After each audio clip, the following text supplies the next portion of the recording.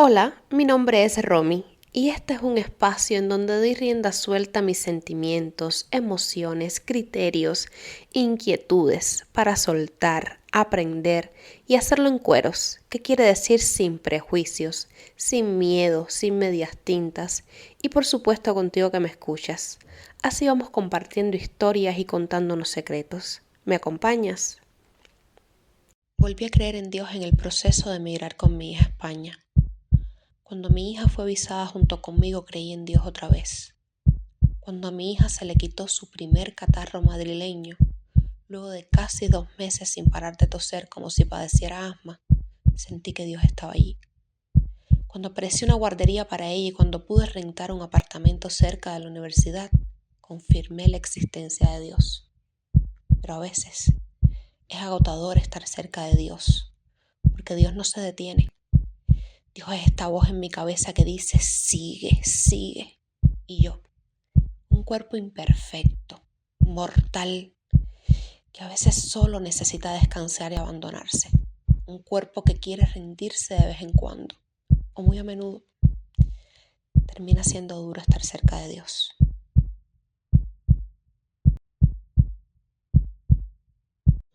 Hola, muchas gracias por acompañarme nuevamente. En el capítulo de hoy vamos a hablar un poco sobre maternidad y emigración. ¡Qué miedo! Ya les he hablado sobre todos los cambios y transformaciones profundas que significa emigrar, al menos en lo que yo considero mi experiencia. El hecho de asumir este gran reto de empezar de cero.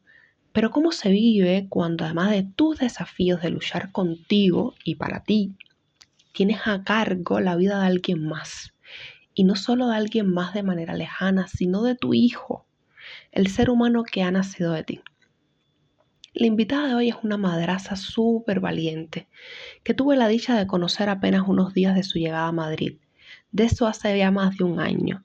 Preguntándole su historia, supe que era teatróloga, graduada del Instituto Superior de Arte de La Habana, directora de teatro y escritora, creadora del canal de Telegram al que te puedes unir ahora mismo, Troyanas en Cuarentena. Un canal en el que muchas mujeres encuentran y se nutren de inspiración para compartir sus creaciones literarias. Y también del canal de YouTube Troyanas en YouTube, canal para heroínas, al que te invito a ver ahora mismo, esta obra que Ámbar tiene publicada. Con esta formación, con esta sensibilidad y con esta inteligencia que yo considero muy especial, estoy muy agradecida y muy feliz de poder reflexionar con Ámbar Carralero sobre maternidad y emigración. Bienvenida, Ámbar. Bueno, en la tarde de hoy en el retiro estamos conversando con Ámbar Carralero, teatrista cubana, que emigró a España, a Madrid, ¿hace cuánto? En el año 2022, octubre, finales del 2022.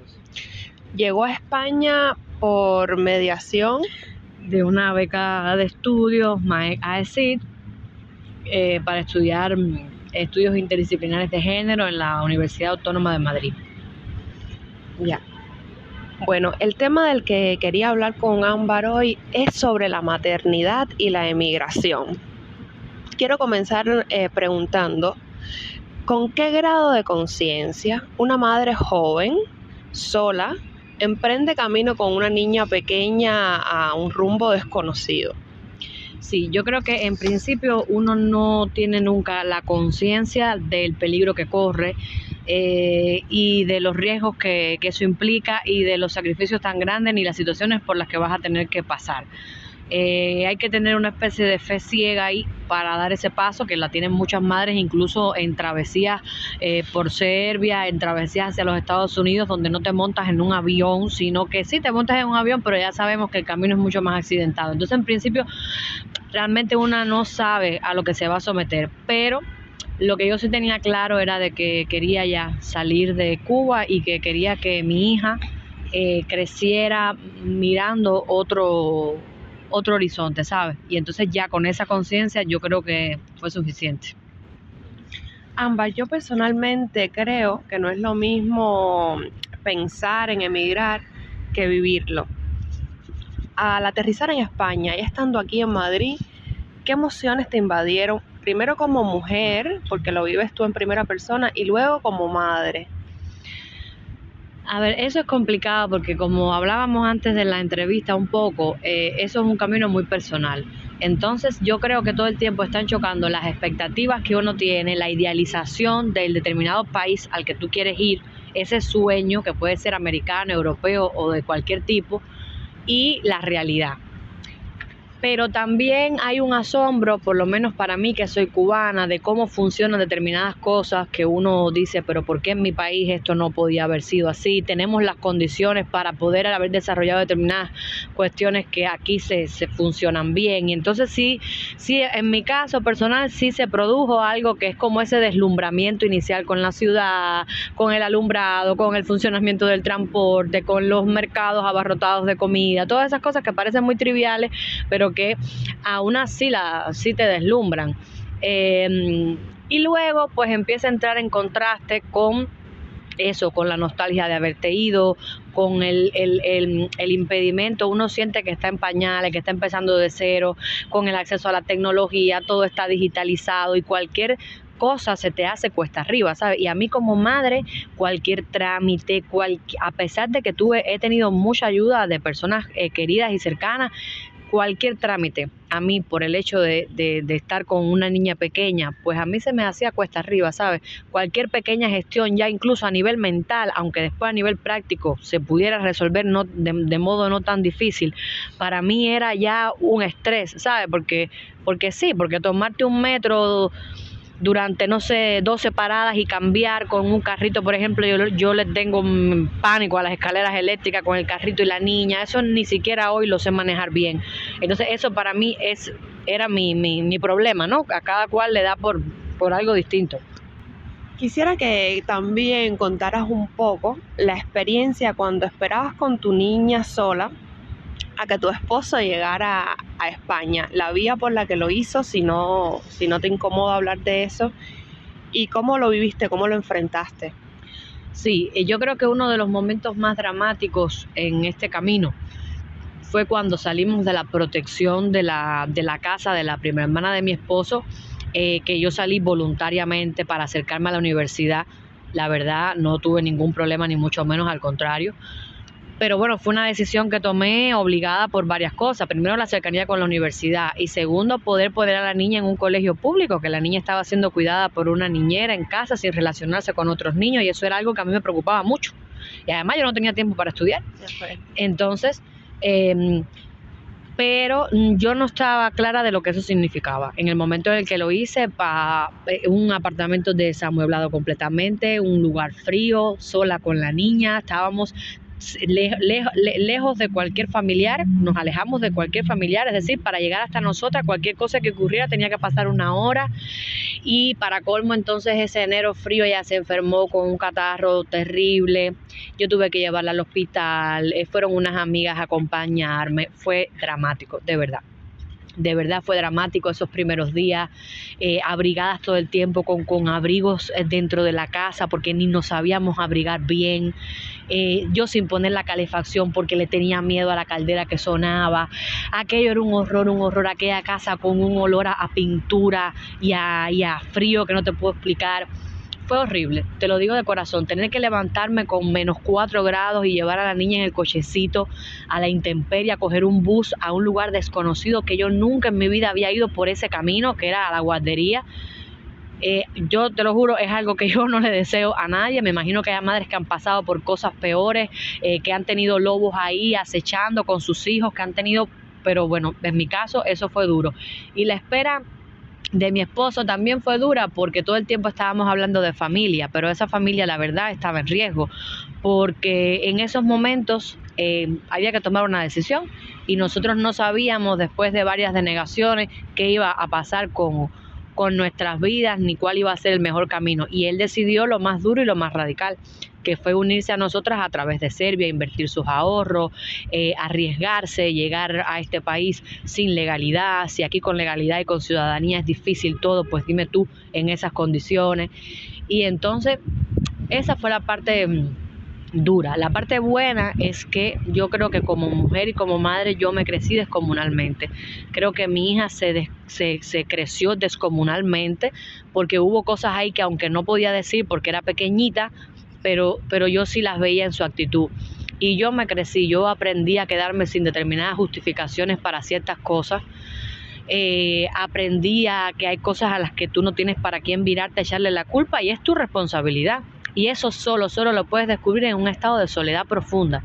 Porque cuando tienes a tus padres, cuando tienes un esposo, cuando tienes familia, amigos cerca, cerca me refiero conviviendo contigo en el mismo espacio, siempre tienes para quién virarte, siempre, ya sea incluso a pelear. Pero cuando estás en ese estado profundo de soledad y a cargo de una persona menor que depende de ti, ahí a ti se te acaban las razones, las justificaciones. Es duro, pero hay un momento ahí de quiebre que yo te lo juro, yo no he vuelto a ser la misma, ¿sabes? Y no te sabría explicar, ni creo que tampoco tenga que ver con que ahora soy más fuerte, ni más valiente, ni más. Pero hay un abismo al que te asomas en esos momentos de la vida, que yo sé que a todo migrante le ha pasado en diferentes situaciones. Ese abismo ya no te permite mirar las cosas de la misma manera. Y eso es muy bueno, pero también creo que es muy malo porque te asoma a determinada manera de ver la vida que ya no necesariamente va a ser idealizada. ¿Sabes? Yo a veces converso con mucha gente que viene, que tiene sueños, aspiraciones, y yo digo, caramba, pero es que desde la raíz está el problema. Si cuando tú saliste de tu país, ¿qué pensabas que era emigrar? ¿Sabes? ¿Qué pensabas que era emigrar? Que tener un mercado con comida significara que tú lo ibas a poder comprar siempre, que tú comiéndote un bistec de pechuga y un yogur ibas a ser feliz. Pensaste que porque el transporte funcionara podías moverte tú a algún lugar.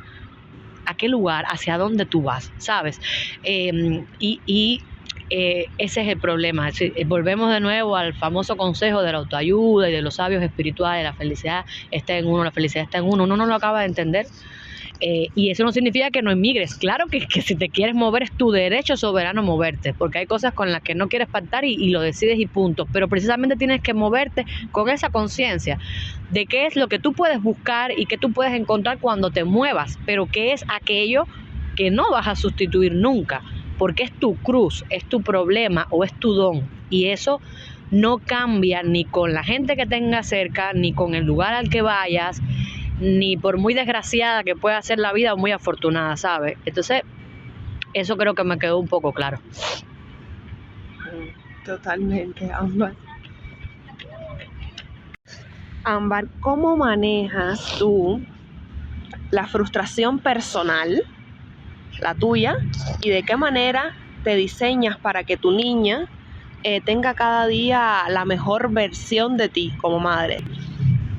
Sí, mira, cuando uno ya da a luz a un hijo, a una niña, uno de algún modo deja solo de ser esa persona con ese nombre para ser la mamá de alguien. Fíjate que en los coles y en todo te queda clarísimo muy pronto. Y entonces cuando tienes la dicha de que tu hijo o tu hija es muy querida, pues también todo el tiempo la gente te lo recuerda, porque la atención, los cuidados, el esmero, pues todo dejas de ser tú el centro para que esa pequeña personita lo sea. Entonces yo lidio con la frustración, la verdad, como puedo. Yo tengo días en que estoy positiva, estoy así como muy zen, muy calmada, muy todo para adelante, pero hay días en los que estoy estresada, que me siento efectivamente frustrada y que no muestro la mejor de mis caras. Decir que yo muestro en mi entorno familiar la mejor cara siempre es mentira. Eso es mentira y dudo mucho que haya gente que pueda hacerlo siempre. Uno trata de lidiar con eso, con la vida, con el estrés, con sus demonios. Por supuesto que con los hijos hacemos un esfuerzo sobrehumano por mostrarles efectivamente nuestra mejor versión, nuestra mejor cara, por siempre tener un enfoque positivo, porque crezcan sin miedo. Incluso uno se concentra inconsciente y conscientemente en que esos temores que tienes tú, esas fallas que tienes tú como ser humano, ellos no las repitan, fíjate. Claro. Ellos no las repitan, pero no siempre tienes todas las respuestas que quisieras y no siempre estás feliz. no siempre está feliz. Y yo pienso que eso se nota. De todos modos, yo hay veces que me sorprendo del modo tan natural en el que yo mejoro por la cercanía de mi hija, ¿sabes? Yo me sorprendo a mí misma, digo, Dios mío, qué proceso tan raro, ¿no? Uno lo naturaliza, pero es un proceso muy raro. Hoy mismo, en un contexto en el que muchas madres y muchas familias, o no madres, pero muchas mujeres dicen no quiero parir, ¿sabes? Porque yo creo que los sistemas no están diseñados para que la mayoría de las personas, incluso gente con bajos ingresos, pueda parir y con medianos ingresos. Fíjate en los horarios de los coles aquí en España, de los coles públicos, y en los coles, por ejemplo, de los Estados Unidos, y en los precios, y en los trabajos, no están en correspondencia. Estos sistemas no están diseñados para que las personas procreen y tengan una familia sin antes hacer un sacrificio inmenso, porque se sigue viendo la reproducción de la vida como algo opcional, ¿sabes? Y como es algo opcional, que por supuesto que es el derecho humano de cada cual traer un hijo al mundo, pero no se está viendo la producción que hay atrás. Tú estás produciendo vida humana, tú deberías tratar como sistema, el que fuera, de asegurar determinadas condiciones, que no es que tú le des becas a la gente para que es propiciar un conjunto de condiciones. Yo creo que eso todo el mundo sabe muy bien de lo que estamos hablando. Entonces, incluso en un contexto como este, que yo puedo entender perfectamente y cuestionar y decir, tienen razón, es que es muy difícil pensar incluso un futuro profesional como madre, ya con hijos, lo ponen todo muy difícil. Los trabajos tienen que ser joven, por debajo de 30, es una cosa así horrible. Sí, yo escribí hace poco en un artículo, hace un tiempo, para una revista, el tema de los alquileres es vergonzoso, el tema de que solteras, solo para solteros, mascotas sí, niños no, los hijos crecen. Entonces, con todas esas limitaciones, ¿de qué estamos hablando, sabes? Pero incluso en este contexto, y vuelvo sobre eso, yo digo, la gente no tiene idea de lo grande que es tener un hijo. Fíjate, porque yo me he salvado de tantas reuniones con amigos, en trabajo, a las que no tenía sentido ir. También yo creo que el liberalismo, hubo un tiempo que había mucha represión, ¿sabes? Mucha represión hacia los espacios, hacia tener una vida de fiestas, y de pronto la sociedad se ha liberado afortunadamente. Yo soy progresista, afortunadamente nos hemos liberado de eso, pero hemos ido también a veces al extremo tonto de pensar que la vida es un carnaval, y eso está bien, y eso significa éxito, y eso significa libertad. Entonces yo te digo, yo me he tenido que sacrificar y he dejado de ir a muchos espacios por la crianza. Eso es una realidad, no lo puedo negar. Y me cuesta, yo reviso mi vida y digo, es duro, pero yo me he salvado de muchos lugares en los que de verdad no tenía que estar, gracias a mi hija, a que me he tenido que quedar cuidando a mi hija, que he tenido que dormir a mi hija, decisiones buenísimas de trabajo que he dicho, no, que a lo mejor sin mi hija lo hubiera aceptado, y en el fondo o me estaban explotando o no me convenía. Y en el tema de la superación también, yo hoy en día tengo que elegir en qué invierto mi tiempo, y eso me lo ha dado en la maternidad. Esto no merece la pena, porque yo no tengo ese tiempo para perderlo. Antes sí me daba el lujo de perderlo, pero ahora no. ¿Qué libro me voy a leer? No, es que yo hace meses que no puedo leer, entonces es este y no otro. Entonces esa selección radical solo llega en la vida ante situaciones como esa, y es lo que la gente no cuenta y no sabe, porque solo lo puedes vivir con ese tipo de experiencia. Que una mujer merece todo el apoyo del mundo ante una situación de maternidad, me queda clarísimo, de su esposo, de las familias, de los entornos. Tiene que tener una red de apoyo, y los padres que ejercen la paternidad correctamente tampoco están suficientemente protegidos, ni legalmente, ni a nivel de sistema, ni nada. Los prejuicios siguen inundando la sociedad terriblemente, y me he dado cuenta aquí, por ejemplo, yo veo que los matrimonios salen juntos a jugar con los niños en los parques, que los padres cambian culero, que hay otro tipo de cultura. Todavía, por ejemplo, en muchos países de Latinoamérica se está lejos de alcanzar eso. Fíjate, y aquí la gente sigue peleando por la igualdad, pero ya tienen un territorio ganado grandísimo, que todavía en Cuba eso está en ciernes.